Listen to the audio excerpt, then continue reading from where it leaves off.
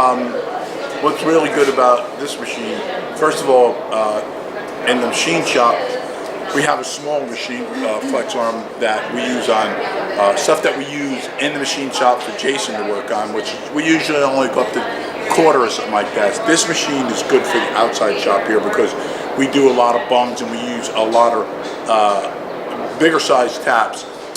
And the thing that what's good about this, it's good for production. We do a lot of multiple drilling, and just recently we had to take wheels and we made a plate to adapt to the wheels, and there was a tremendous amount of holes in each one. So before, it would take us forever to do that.